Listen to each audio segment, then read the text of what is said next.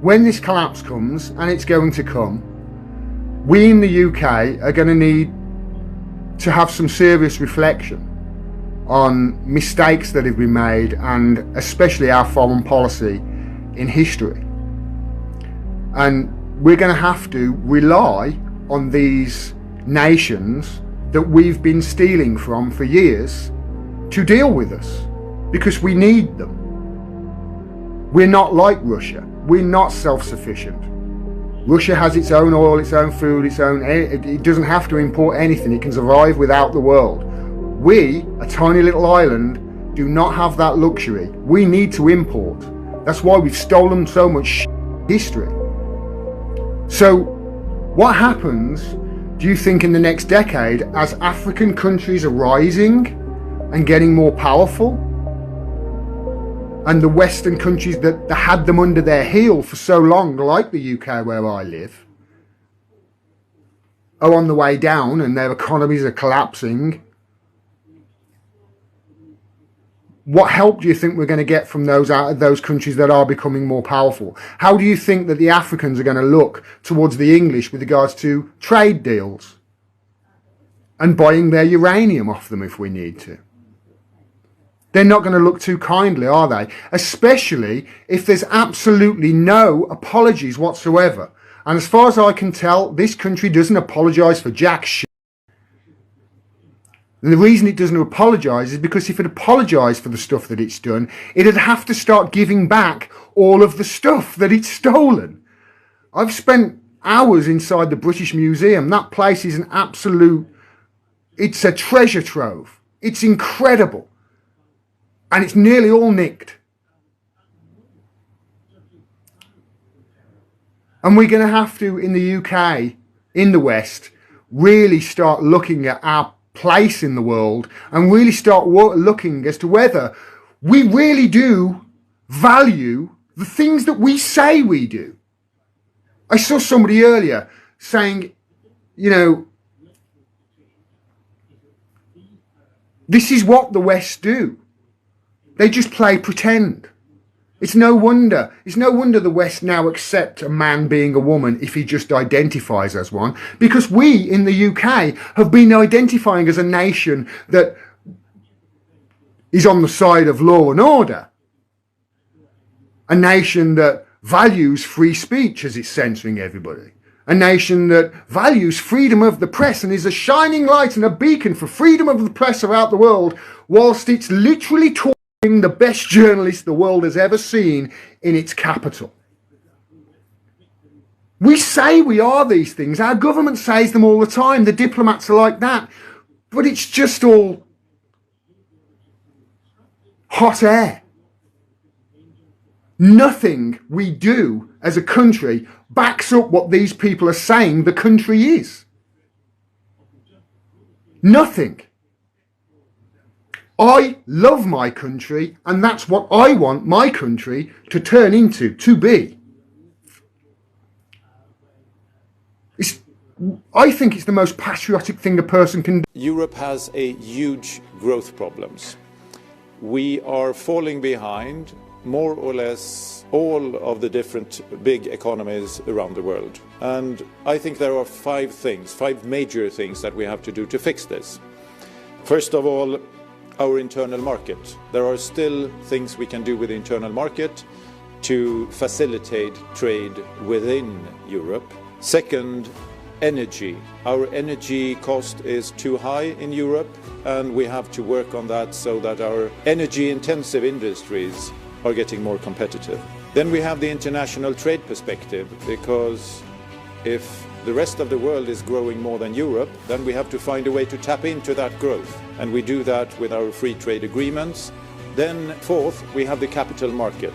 Access to capital is still a problem for European businesses, and we need to fix that. And finally, and the reason we are here today, is simplification. We have been too bureaucratic, and we need to cut costs for businesses in order for us to come back to growth. As long as we are concerned, Africa is one. I am not a Ghanaian. I am not a Zambian. I am not a Zimbabwean. I do not recognize a Ghana. I do not recognize Zambia. I recognize Africa. Yes. One Africa, one passport.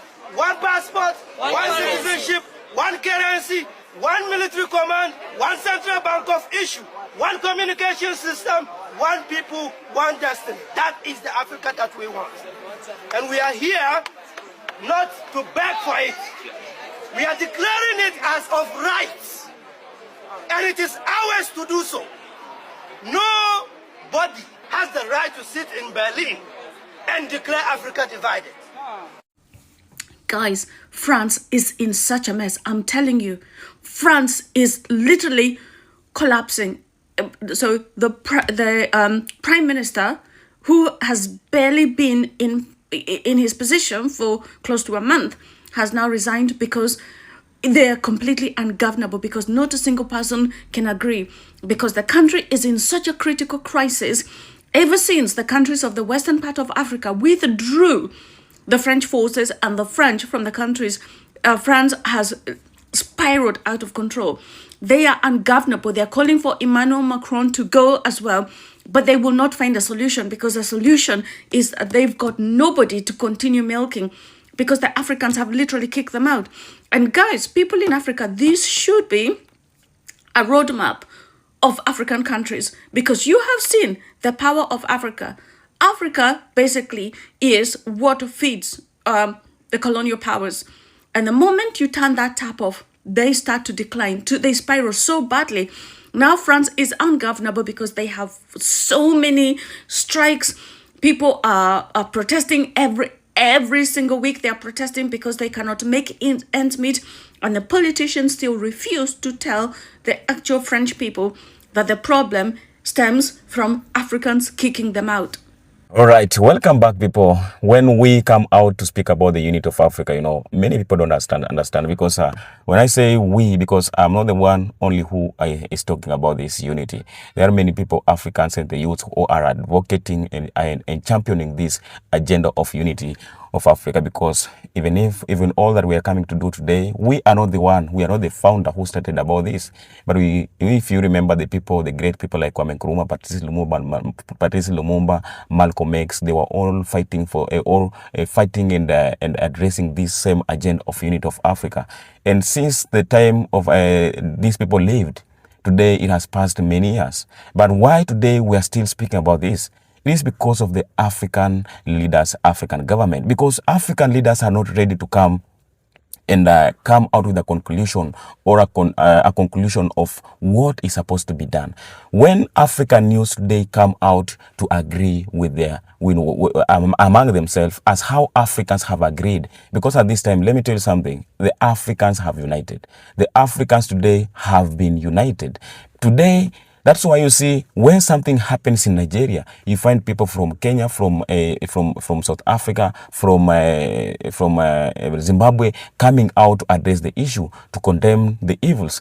If you can remember all that has happened in the country of Tanzania in East Africa during the time of election, during the rigging of election, and many deaths reported, people came out to address this.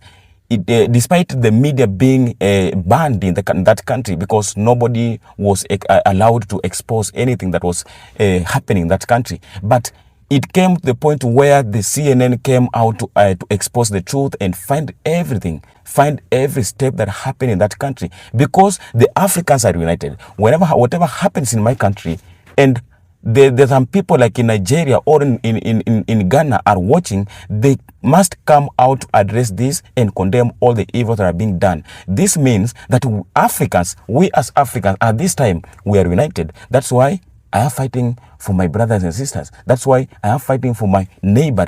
As long as we are concerned, Africa is one. I am not a Ghanaian. I am not a Zambian. I am not a Zimbabwean. I do not recognize a Ghana. I do not recognize a Zambia. I recognize Africa. Yes. One Africa, one passport. One passport, one citizenship, one currency, one military command, one central bank of issue, one communication system, one people, one destiny. That is the Africa that we want. And we are here not to beg for it. We are declaring it as of rights. from my neighbors to from my neighboring countries. When I, as a Kenyan, I stand up and condemn all the evil that are being done in the country of Nigeria, it means that all that is happening in that country, I am so concerned too. Because today in Africa, let me tell you, Africa is just a piece of a country if it can be removed all these border issues. Because without the colonizers coming and separating Africa or splitting Africa into pieces, Africa was one, and one well organized and well developed. So today, I might be living here in Kenya, but I have my relatives, my friends who are living in the country of Nigeria. So when all those deaths, all those deaths are being reported, I can be just sitting down watching all those issues, and maybe my friends or my relatives are being concerned among those deaths. That's why we come out to expose this, to condemn this, so that it can stop. When I sit, or we as Africans, we sit in Kenya and say that all that's happening in the country of Nigeria or in the country of Tanzania does not concern us, then we are giving power to our own leaders, because all that's happening is about the politics. It is about politics. So when we sit down, watch all these evils being done in our neighboring countries, and we don't come to act or to say something or address about it, tomorrow the same can happen in our country. Tomorrow, the same can happen in your country. So what do you think or expect that people from Tanzania or Nigeria will come to address your issues if at the same time, the same happened in their countries and you never came out to show any sympathy, any interest, or any concern? So today, the West Africa has synced the economy of the entire Europe. That was my point. That was my today's point. So I was trying to pass around so that you can understand what I'm trying to speak about. So because the West Africa has decided that they want to unite, they want to unite and form their own region, which they were calling Sahel region, which are being led by military leaders. That's why today we're watching things happening in a different way. That's why today we're watching Emmanuel Macron begging to visit Africa. That's why you're watching people from West coming to admit the truth on how they have been dealing or treating Africans or the black people. So this means if only 3 countries can do this, can sink the entire economy of Europe, what about the 54 countries of Africa unite? What if we all get united? It means that there are some people who are going to suffer. It means that there are some people who are going to lose. Because at this time, do you know why the country of France, the countries in Europe are suffering? They're trembling. The economy is slowly collapsing and falling down. The countries are splitting apart. It is because they lost a control over Africa. It is because they lost the dominance in their colonies. Because it is because the sources where they have been getting all their resources, all their minerals that have been used to build their own countries, they are no longer getting, because from the source, there are some people today who are the one controlling. There are some people who today, they are the one to negotiate or to decide who to give, who to trade with. That's why today, you see, these people are begging to come to visit Africa, because without being approved, they cannot come to Africa. Today, without Burkina Faso approving gold to France, they cannot get it. And in fact, they are not ready to approve to do a business with them. That's why today you're watching people from Africa have ditched the countries from the West, and they're heading to East, because from the to the East, we are having Russia, we are having China, we are having India. And these are the people who try to show the interest to stand with Africans. Even from the time of the trials, during the time Ibrahim Traore has been hunted down day and night, we saw Russia being concerned and showing interest to come and help that country.